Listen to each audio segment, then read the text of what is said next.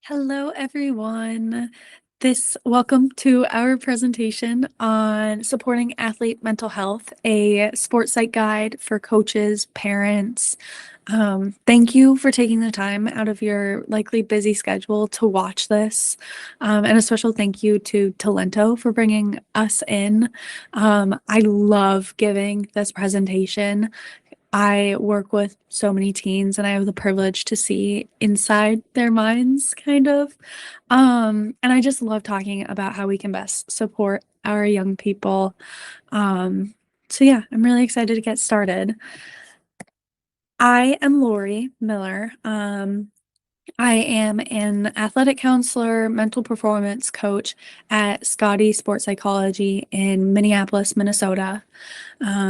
Here is kind of my background up on the screen. I just got my master's in clinical mental health counseling with a concentration in athletic counseling.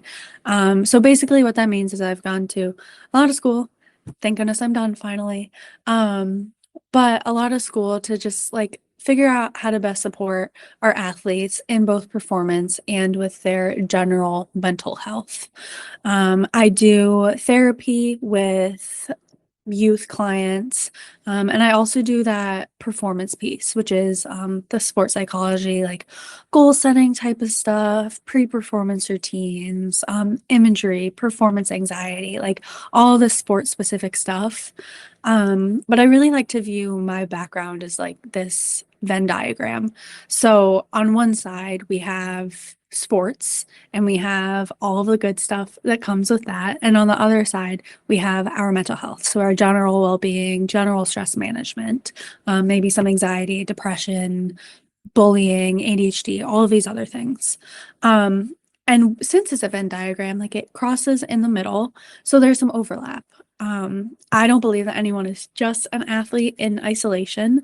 We know that general life things can bleed into who you are as an athlete and as a performer, and also what happens when you are in that athlete role can also bleed into how you go about the rest of your day, the rest of your life. So they really impact each other, and they're both really important to consider when we are supporting any athlete in general, especially youth athletes, because there's not a switch where they can turn off being a regular human and being an athlete.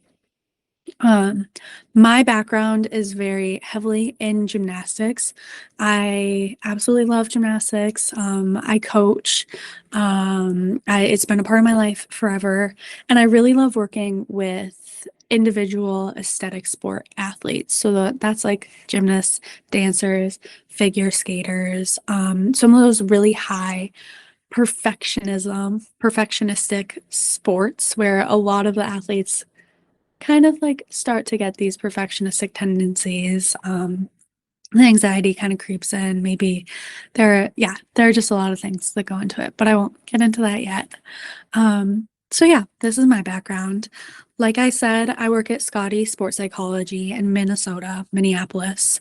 And really like our mission with our organization is to just support the overall well-being of as many people as we can. We really like to work with the non-traditional athletes. So, I mean, yes, maybe we'll have some pro elite level athletes, but we really, really care about having a really wide, diverse group of people that we support, people from all identities, all genders, all backgrounds, all sports, all levels.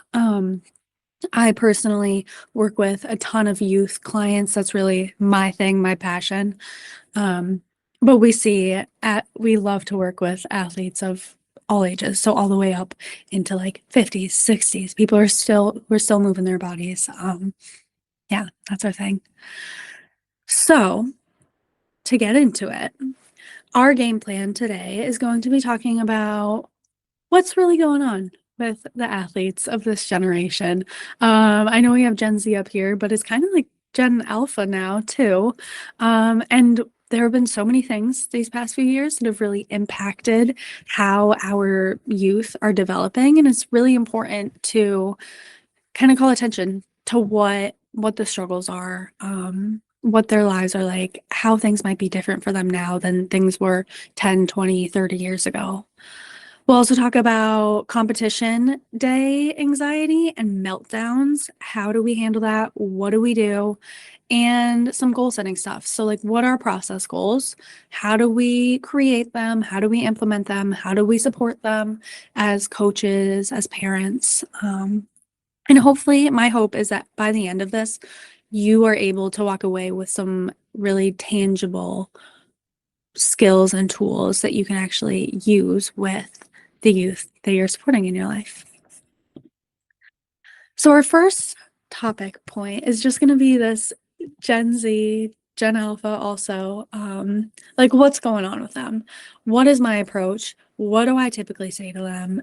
What is the right thing to do? Because I think with young people, it's really it's really hard to talk to them sometimes, like especially if their emotions are running high, then it can kind of feel like we're saying the wrong thing, even if we have good intentions. Sometimes they can kind of it can come out the wrong way. Maybe they snap, maybe kid just doesn't want to hear it right now. Like maybe they just need time to process. Um, yeah, so like what do we do? How do we show up? And before we really go to the what we do, we need to start with what do we know and what are the assumptions that we can bring into our interactions with them. So our first one, stress is expected. Um, I think there's this assumption that a lot of us have fallen into of thinking that good mental health equals feeling good all the time. We want to feel good a lot of the time. However, we are humans and life is stressful and sports are stressful. And if we think that being psychologically well, having mental health is feeling good 100% of the time, then we're never really setting ourselves up for that success because the stress comes in, we lose, we have setbacks, we make mistakes. There are ups and downs and even breakdowns, and like that is completely normal and okay. And what we need to do as the adults in our kids, teens' lives is to normalize and validate that it's really, really hard. Life has these ups and downs. Apologies, my ups and downs in my voice. Life has these ups and downs. Things can get really hard, and like that sucks. We don't need to try to fix it. There's nothing wrong with us for feeling these emotions. It's just a part of being human. And I know that is way easier said than done. Often we see someone that we really care about, some younger person struggling, and we want to jump in and we want to fix it. We want them to stop feeling that way. But one thing that we often talk about as counselors and therapists is it's our duty to help our student athletes, our youth, acknowledge that it's okay to feel bad and it's not something that we have to try to get rid of. It is something that we have to learn how to work with, how to get through, how to manage, but it's not something that we have to try to get rid of. So, along those lines, anxiety is also normal.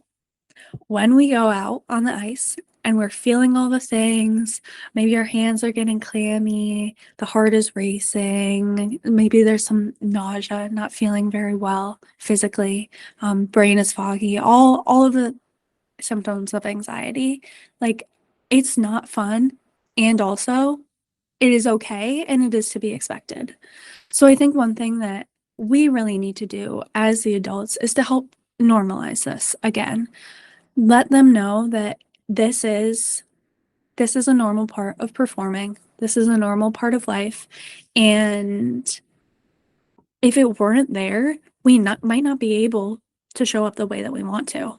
So there's this really good quote from this pro triathlete where she says, "When I stop feeling anxious before races, I know it's time to retire because I don't care anymore. It's gotten too old." So even the pros are still getting super anxious before their races, before their competitions, and they've managed to like work through it. They know what to do with it, and they know that it benefits them. When we, oh, there we go. A little pop-up happened on my screen. But yeah, and we'll go into some more of the stress stuff later. Going to number 4, good mental health isn't about feeling better, it's about feeling better. So this is really like, how do we feel our feelings? Are we trying to push them away and trying to get rid of them at all times? Are we able to sit with them? Are we able to feel these feelings effectively? So one kind of formula that we have for this feeling better is, can you sit with these emotions, including the really gross, the really uncomfortable ones that you don't like? Can you listen to them? Can you recognize that they're really important pieces of information?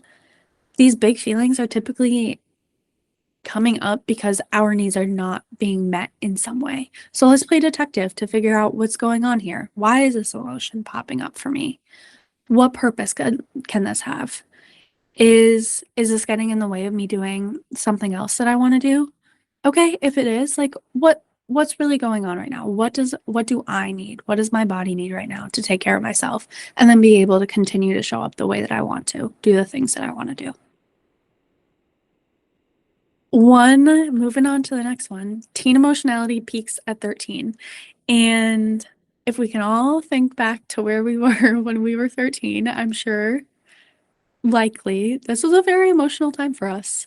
And that's just because that is where teens' brain development is at that time. This emotionality, the ups and the downs, they feel really, really big and really tall, really, really low. And it isn't always like that for them. So one thing that teens and preteens often struggle with is thinking that something is wrong with them, thinking that this is a problem that they struggle with and no one else, that they are like other, they are different. And our job is to help let them know that there is this common humanity. There is like they're not alone in all of this. Um, and it does get better. It does change. Um, and with that, change is really, really hard, and teens are going through a lot of that. So many things are happening in their bodies. So many things are happening in their minds. Obviously, puberty is going on then too. But also like big transitions, moving schools from elementary to middle school, then middle school to high school, getting different groups of friends, joining different teams, getting a higher competition level. All of these other things are happening. And then we throw in the environmental factors that have been going on these past few years and how they lived through COVID. Some of them might have been really, really young in some of their most formative years. Some of them maybe were in elementary, middle school, yeah, maybe. Um, and they had to really like they lost a huge part of their lives. I think for us adults, it's it was really hard for us in our own ways. But if we think back to where we were when we were in middle, high school, elementary school, we were surrounded by other people. We still had all of this social connection. And yes, there were a lot of things going on biologically, all of the natural um, challenges of that age, but we also had all of these protective factors of resources and community and school, physical in-person school, most likely. And this is something that a lot of our youth didn't have. So, of course, it has a big impact on where they are at now and how they can handle emotions and how maybe they might feel in social situations, or whether they can advocate for themselves, feel comfortable talking to a coach, sharing their concerns. And that's not to say that we had it better at all, and they have it worse, or that every child who has gone through this is worse off, but it is something really important to consider. And we also throw in the social media.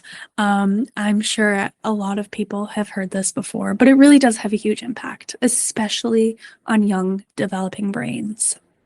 So our job is kind of to help them navigate these things. We can't really change the circumstances of what happened, of the world that they're in, but we can be there to support them, help them know that these big emotions are happening. Maybe there are some challenges. We can help them find the path through, but at their own pace as well. So moving into the common phrases that I say a lot. The reason that we included this is because often we really don't know what to say to young people because, as I said before, they're kind of finicky, a little prickly, like cacti. You never really know if it's going to be the right thing. And sometimes these things that are on the list might not be the right thing to say. Maybe it'll make your teen mad, and that's okay. We learn from it. So just like how we're asking our teens to be resilient, to bounce back from mistakes, to do all these things, we also need to model that ourselves and let them know, like, yeah, we as adults make mistakes too. Maybe I shouldn't have said that. I'll own up to it. I'll apologize for it. And we can come back from it. It doesn't need to be an end all be all. So this first one, both things can be true. I love this one. It's really the duality of life. Like you can be really upset. Maybe there was this really big competition, really big thing that you really, really cared about. You trained so hard for it. You didn't win, or something happened. Maybe your skate broke. Maybe won't go with the skate broke example, but you didn't win. But you also had the best routine of your life. You worked really hard, didn't exactly see the results that you wanted, but the performance was still there. So, like, you can be really upset about that. And you can also be really proud that you performed the way that you did. Um, Yeah, you can be really disappointed and hurt in a way that a friend treated you. And also at the same time, you can really care for them and want to nurture that friendship. So it's like both things can be true. It doesn't have to be a black or white. This is bad. This was all terrible. This was all great. Like there are different avenues. There's a gray area that we can look at. Another one, it's real, but it's not true. So this one I love to say, and it can take a lot of mental work, but our brains come up with all these stories. They're very, very real thoughts. We're having these thoughts like, I suck. I'm not good enough. I'm not a great athlete. I'm not a good daughter, whatever it is. And those are very real thoughts. However, they do not have to be true because often we have all of these thoughts popping in. They're bullying us. Our thoughts are bullying us. They're not helping us feel the way that we want to feel. And also, they might not be very accurate. Might not be they might be hurting us and they might be false, but they are real at the same time. And we do need to acknowledge that they're happening. And we'll talk a little bit about how to interact with those thoughts too. Just because someone throws something doesn't mean you have to catch it. This one is really helpful with bullying, letting go of some of those social things. Maybe someone is really judgmental towards you. Like your kid is kind of really upset because so and so gave them a dirty look in the hallway, or so and so commented on their outfit, or someone was judging how they showed up at the competition. Just because someone does that doesn't mean you need to hold on to it. So I often ask, like, do you really care, like, what that person thinks about you? Like, are they someone that you look up to? How much respect do you have for them? If the answer is like, no, I don't really care. Like, I don't want to be their friend, um, XYZ, then it's like, then why do we care what they have to say? Why does this have to hold so much power over you? Can we just let it bounce off of us rather than holding on to it? Can we have it kind of be like a hot potato where, yeah, maybe it stings in the now, holding that hot potato, but then we get rid of it. We don't need to carry it on with us. We acknowledge it. We can kind of move on. And I think this like knowledge that you don't have to hold on to it can be really powerful. Like, oh, why am I giving so much power to this one thing? I don't know. So how can I get rid of it? Yeah. Um, that also kind of that goes with the criticism. You can be anxious and do hard things. I think we often fall in this fallacy of thinking we have to feel confident to perform well. However, if we're constantly waiting for this feeling of confidence, this lack of anxiety to happen, we're never going to get there and we're never going to be prepared. Um, so one really powerful shift can be like, I am going to be anxious. I can feel all these bad things. I can not be confident at all. And also, I can do the hard thing. I can show up. I can have the best performance of my life. I can be really, really anxious before a competition, and I can still skate my heart out and achieve all my goals. The action comes before, or the behavior comes before the feeling often, but we kind of think that it's the other way around. So educating your teen on this can be really helpful. Sometimes just saying like, that sucks, that's a bummer, can be really helpful because often younger people don't want us to fix their problems. They don't want that unsolicited advice. They just want to know it's okay. And they want a reaction to understand that their feelings are okay. So bringing it back to that belief that a lot of younger people have that something is wrong with them, they want to know that they are okay for feeling this way and that something isn't wrong. And this last one, drop the rope. This is kind of like if we think of when we're having this really internal battle, like maybe we're thinking this one really nasty thought about ourselves, like I suck as a parent. I shouldn't have done that, right? Oh my gosh, this is so terrible. All of these things are going to happen. My kid is going to be mad at me. I'm going to, whatever, going down the spiral. We're kind of, sometimes we come in and then we're like, oh, no, I shouldn't be thinking that. I shouldn't be thinking that, whatever. We're playing this tug of war. Maybe we're not even trying to fight the thoughts, but it's like, oh, this is an ugly thought. I don't want it. I'm going to push it away. And we're like, we're playing this tug of war with our thoughts of like, should go this way, should go that way, whatever it is. And we spend so much time fighting our thoughts that we often miss out on doing the things that we care about. So, what if instead of putting our energy into fighting our thoughts, we instead move towards something that we care about? We say, okay, I'm not going to play this game. You can be here. These thoughts can be here. I'm going to drop the rope and I'm going to walk away and I'm going to go do something else. So that's another really awesome tip. And that can be really helpful with some performance anxiety as well. There we go. So what do we actually do on competition day? When it is competition day and we're with our teen, we're with our kid, and they're feeling really, really anxious, one thing that we can do first is just normalize it. We can put ourselves in their shoes. Were you ever anxious before a competition? Are you still anxious before, say, like work meetings, talking to someone else? Like, when do you feel anxious? And what lessons can you learn from that and bring into your conversation with your teens? So not lecturing, but just being like, hey, I get it. Like, I've been super nervous before and wanted to vomit before. I've gone through this as well. It makes sense that you're feeling this right now. Your body is freaking out. It's preparing you to perform, but it's kind of over preparing you.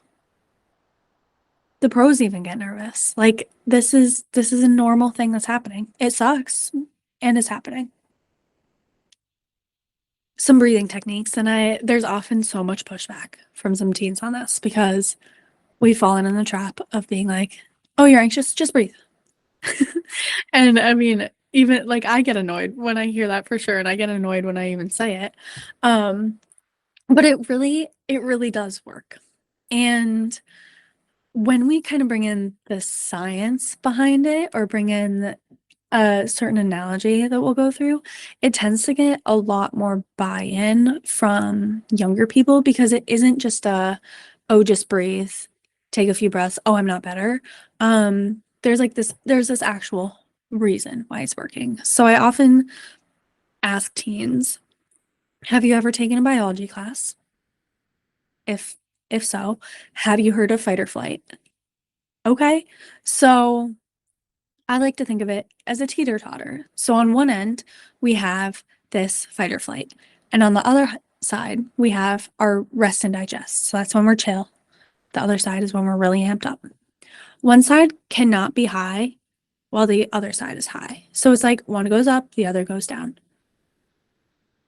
When we are, say, watching our favorite comfort show, we're on the couch, we're able to like think pretty well. We're able to be really chill. Maybe we're probably not like our heart rate isn't really high. We're probably not getting this brain fog. We're probably not getting like the nervous sweats or anything. And we're feeling really chill. So that's when that teeter-totter is really high in the rest and digest. And then on the other end, when the rest and digest is low and the fight or flight is really high, that's when we're thinking like heart rate is really high, feeling kind of clammy. Our thinking is kind of, we're not able to think quite as clearly. We're clammy, sweaty, getting cold, having to use a bathroom, maybe feeling nauseous, all these things. And those are two very, very different sensations. We wouldn't want to be at this big competition with the energy level that we would be on when we're on the couch watching our favorite show. Like we wouldn't be amped up enough to perform well. And also, we don't want to be super, super high up in the fight or flight where we literally can't think straight, shaking so badly, so elevated that we can't perform the way that we want to. So what can we do knowing that one goes up, as one goes up, the other goes down? We can't really control our thoughts because sometimes we're doing that tug of war with a rope. We can't really stop ourselves from thinking a certain way. We can adjust our thoughts a little bit, but we can't completely get rid of the thoughts. We can't really change the circumstances too much. We can't change our physical sensations. We can't make the nausea go away. We can't make the shaking go away by asking it to stop. But what we can do is we can try to calm the nervous system a little bit by taking some full breaths, not even deep breaths, not like you're holding it for really long, but just taking some breaths, letting it all out. On here, we have the square breathing. You don't need to do that. Really, what the research says is the most important breathing technique is having the exhale be longer than the inhale and to not breathe too much. So, like, after you do the exhale, really wait until your body is ready to take the next breath to breathe in again. Otherwise, you kind of get into this over breathing that can sometimes exacerbate the symptoms. Next one, bringing the anxiety monster along for the ride. So if we think back to our tug of war with our rope, monster is on one end. Our monster is going to be our anxiety. He's yapping, he's saying all these things that we don't like. And he's really bullying us. But what we can do to kind of drop the rope is be like, okay, I see you're here. Thank you. I get that you are trying to help me right now, monster. You're telling me all these things. You're trying to prepare me for the worst case scenario in case it happens. And I see that there's a purpose for this, but I'm gonna treat you as if you're like a little sibling. And yeah, something like kind of annoying, and I'm not gonna pay too much attention to you. Sometimes we can get sarcastic with it, like, okay, thanks, brain. Thanks for trying to help me. I don't want to talk to you right now.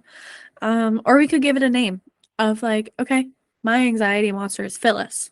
I really don't care what Phyllis says. So I'm gonna notice her. I'm gonna notice when she's coming up. And I'm gonna say, thank you for showing up, Phyllis. Goodbye.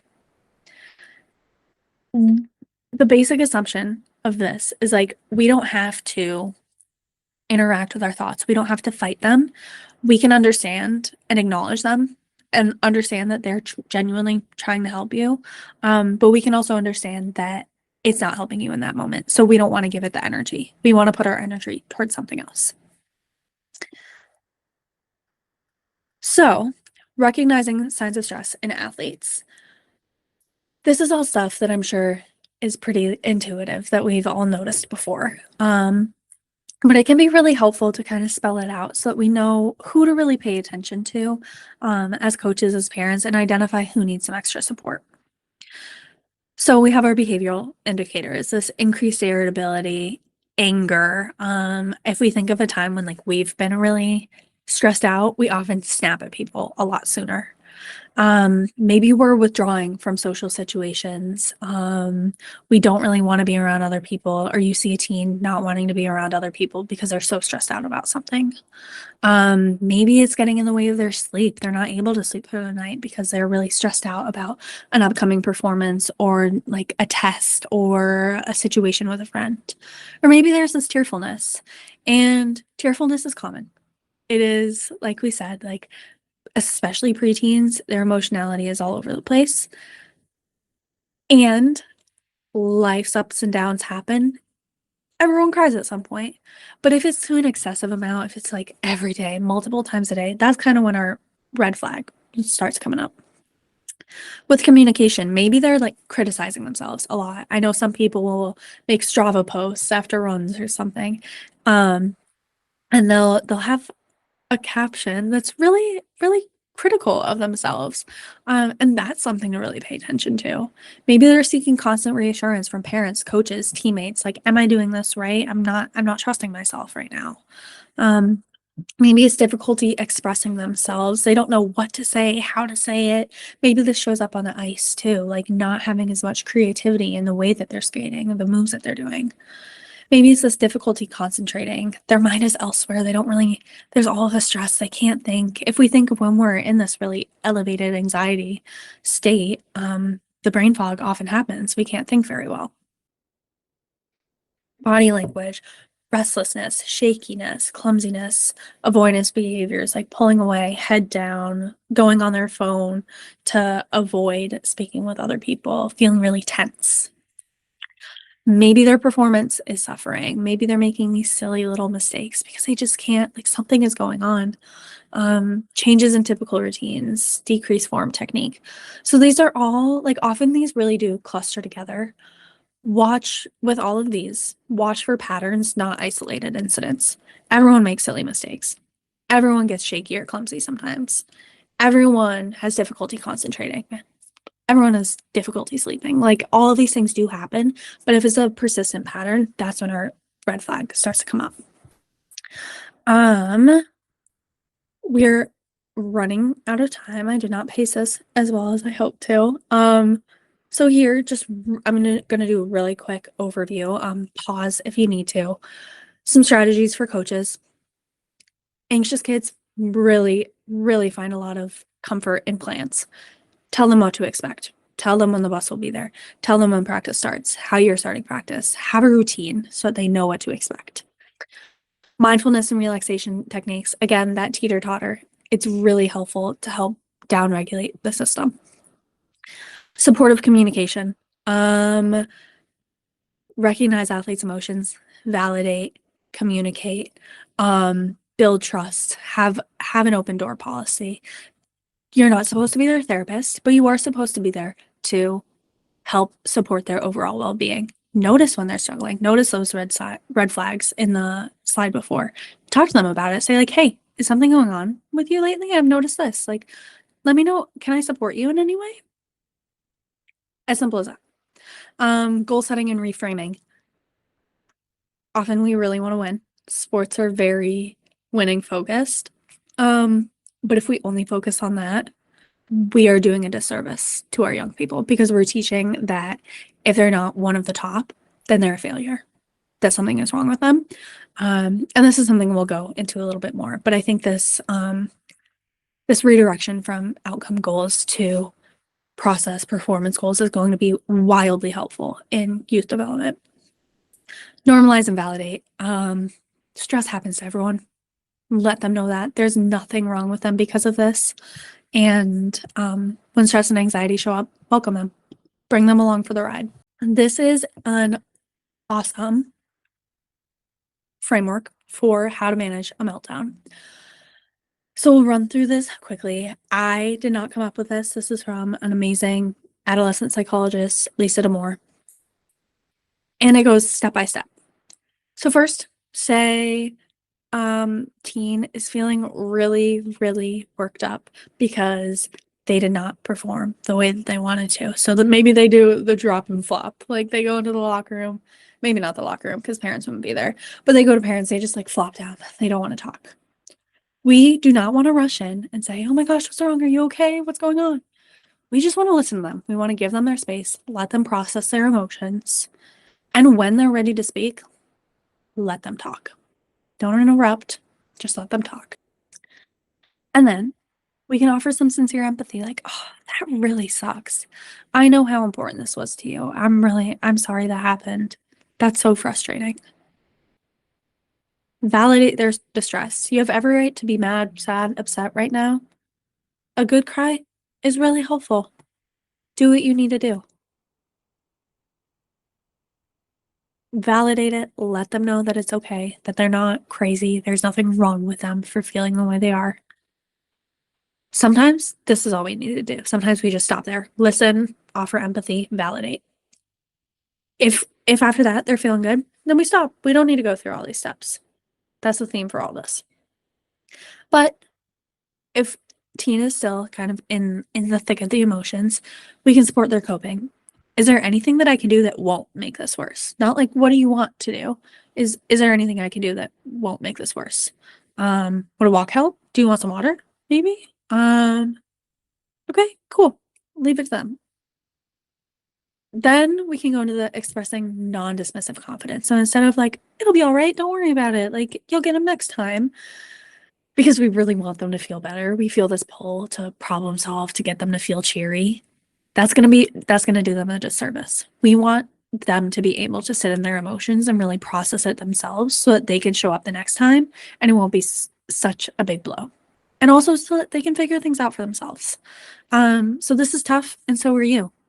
As hard as this feels right now, I know you've got what it takes to get through it. Like, this is a really tough situation, and I'm also really confident you have the skills you need to tackle this. Like, we genuinely need to believe that they'll get through this in order to do this. Then we can offer, so step 6, we can offer to help problem solve. Do you want my help helping you trying to figure this out? If not, that's okay. We don't need to go further. We're still going to listen. We're going to validate. We're going to be empathetic, but we're not going to try to fix their problems for them unless they want it. And say they do, we're going to divide the problem into buckets. What do we have control over? What don't we have control over? What's a right now problem? What's a later problem? And what are then some brainstorm solutions? What can we actually do about it? What I also really love to do is say, like, what's not the best way to go through this? Like, what should we not do right now?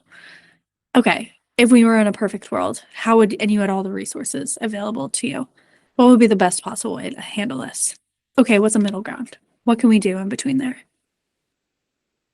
And then the last one, supporting acceptance. For the things that can't be changed, those uncontrollables, there's always stuff that we have to live with. There's always stuff that's really uncomfortable and that really just sucks that we're not able to do. We're not able to go back. You're not able to like do your routine again. And that sucks. And like, we're going to be able to get through it. This is the way it is right now. So this isn't my favorite guide to helping a meltdown. And again, the key here is really just reassess after every step. Often you don't have to go through all 9. Often those first 3 are really just the most important. So process goals, and there will be some extra slides in here that I won't have the time to get to, and that's okay. But process goals, what is really, really important with process goals or any goals in general is knowing why you're doing it. What are your values? Like, what do you want to be known for? Fast forward to the end of the season. How do you want your teammates, coaches, friends, competitors to describe you? How would I be able to tell that like you showed up this way? I wanted to be really excellent. I wanted to work hard. I wanted to improve a lot. Okay, awesome. That's really great information. How do we actually get there? Because often if we ask athletes what their goals are, then they say like, oh, I want to win, or I want to be on the podium, or I want to go to like nationals or something big like this. And that's really awesome. But we often forget the why. So when we aren't able to really, or when the journey's really long to get there, or if we have some failures along the way, some mistakes, some setbacks, which are inevitable, they always happen, then being able to turn back onto this, why do you actually want to do this? What is really important to you? Like, do you want to do this for yourself? Do you want to do this for someone else? How can you really feel fulfilled with this? That's going to be what helps them move forward in the future and bounce back. So there are 3 different types of goals. First, we start with our values, figure out what's important. Then we go into, I love doing this goal pyramid. So outcome goal, we only want one. That's how you compare to other people. So that's gonna be like that winning, whatever it is. And then underneath we have our performance goals. So maybe that's PRs aren't relevant in figure skating, but how do you rank against yourself? What is your personal best score? What is a new skill that you got? Like, how did you improve on it? How is your posture? How is your fluidity on the ice? Like, how can we actually see these like performance increases that can then get you to winning or whatever that outcome goal is? And then underneath the very bottom, the very overlooked things are the daily, weekly things, the process goals. So actions you'll take toward your other goals. So that's the mobility, nutrition, hydration, all of these other things that we don't often see, but really support our overall well-being. So why process goals matter? These are fully within our control. We often can't control how other people perform on a given day. We can't, like someone just has a really good day. Sometimes we have a really bad day. And if we are only focusing on that outcome goal, then that is going to be doing us a really big disservice. Um, they help us build consistently and long-term sustainability. So smaller goals are way easier to work on than huge goals. Because there's less time to get there and there's also less room for failure. And they help us with performance because they give us really tangible things that we can identify in the moment. And lost my train of thought. Really small things that we can focus on that then can just like benefit us overall. So as parents, as parents, as coaches, we should really be honing in on these process goals. Yes, it's awesome to win. It feels really great. And also, it feels really great to see yourself like getting these PRs, getting new skills, just like showing up and not being sore the next day, showing up and being a good teammate to someone else, having a good mindset the next time that you go into competition. And when we focus on these daily, weekly things, then we are creating this resilience in our young people. And we're also teaching them that it's the hard work and the dedication that matters rather than just like a one-off competition that they didn't really have too much control over. So here's an example. Pause it if you need it. Here we have just like this was obviously not figure skating related. But this can kind of scheduling out can be really helpful for some athletes who are really anxious and don't know what to expect. So like really breaking it down minute by minute. And then here, if you want to scan the QR code, this is a wiki page, which really just has a bunch of resources that we recommend for parents of teens. You can see Lisa Damore, who has the meltdown. She's in one of multiple of those actually. But yeah, highly recommend doing this. And then here are some book recommendations if you want to go a little bit further. Okay. Thank you so much for making it through to the end of this. I hope you were able to get something out of it. I hope it was pretty helpful. If you have any questions at all, please send us an email. We have our general email up there. Also, it's Laurie@scottysportspsychology.com, LAURIE. Feel free to send me any questions. Join our email list if you'd like. We send out weekly emails with just some sports psych things. And yeah, key takeaway from this is like what we say matters, and also you're not alone. Like teens get so many messages all over the place, and we can make little differences, we can make big differences, but like we're all in this together. We don't, yeah, we want to support them. We want to do what's best for them.